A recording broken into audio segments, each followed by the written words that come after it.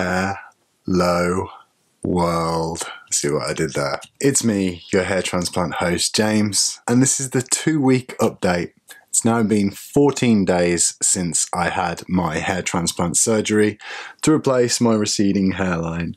And as you can see, there's quite a bit of progress since the first week. So what you'll probably be able to see firstly is that the majority of the scabs have actually gone. I've been sleeping on my sides again ever since the 7th or 8th day. I've not really been too fussy about how I sleep. And so I did notice that on the sides here, the scabs fell off quite quickly. And yeah, I've got hair.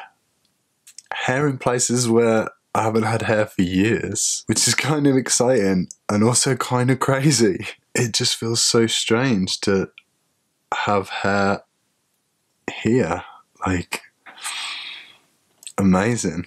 So yeah, the sides fell off quite quickly, but the top, if you remember, I had quite a big scab here, and that was probably the only place that needed a little bit of encouragement. And so yesterday I covered my hair, or my front sight, in almond oil, and I just let it sit there for maybe 4 or 5 hours and really softened up that scab.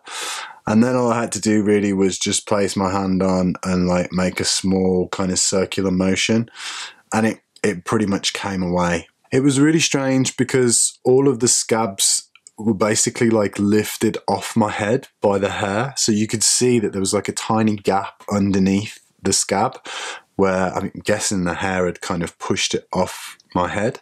So they were really easy to come off.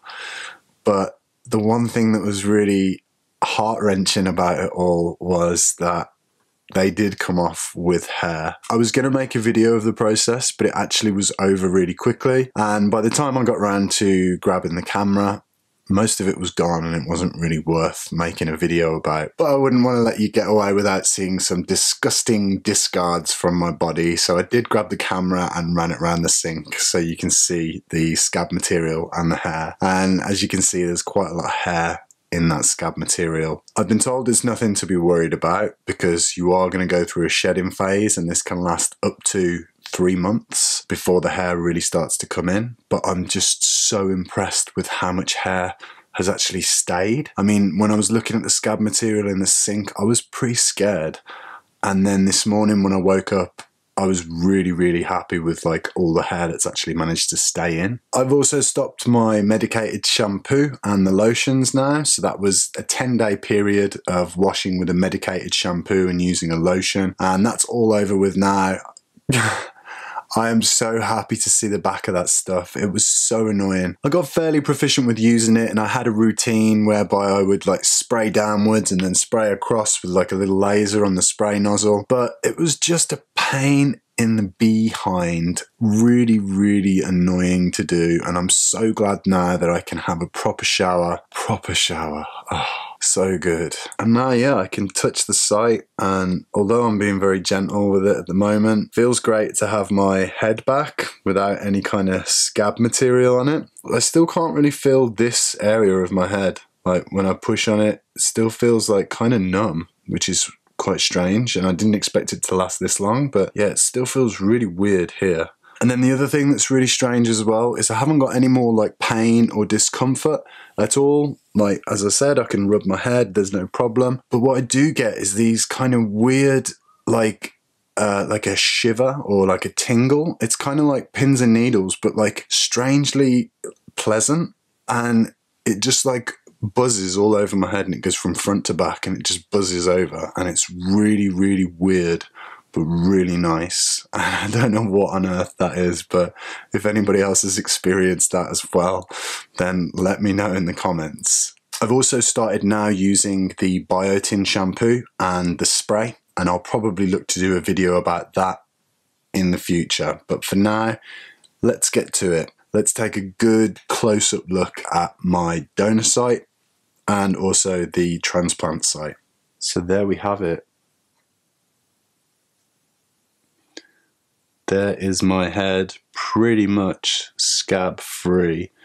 I know I still have like a few flakes and things, like they just keep popping up every now and again. So I think I've got it all, and then I get some little flakes, but Now most of the scab material has actually disappeared, and I can really start to see the work that they've done. A long way to go yet, and yes, I understand there's a definite chance that I'm going to lose more from shock loss, but we'll cross that bridge when we come to it. And let's spin it around. So I'll try and give you a view of the behind. I'll try and give you a view of my donor site now. I got a few comments at work today to say that the donor site doesn't even look like I've actually had any work done there at all. So again, can't really see it, and I'll probably take a good look at it when I upload this video, but really happy with the fact that that's healing so nicely. I would say that my biggest negatives or downsides at this moment in time aren't really anything to do with the sites or the surgery or the recovery. It's all to do with the fact that I can't train at the moment. I'm quite active at the minute, and I do train every single day for at least an hour. I also really enjoy swimming, and I try to swim at least once a week as well. And at the moment I'm doing none of it, but still eating all of the calories as if I was doing it. So I'm putting weight on, I'm not really exercising, and it's driving me crazy at the minute. That's one of the biggest setbacks for me at the moment. And another setback, I guess, I miss my bike. Like, I ride a motorcycle and I miss my bike. The weather's getting good.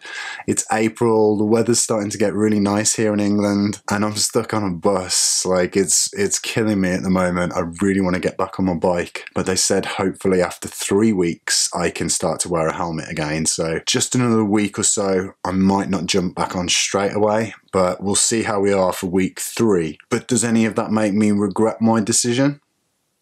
Hell no. No, not at all.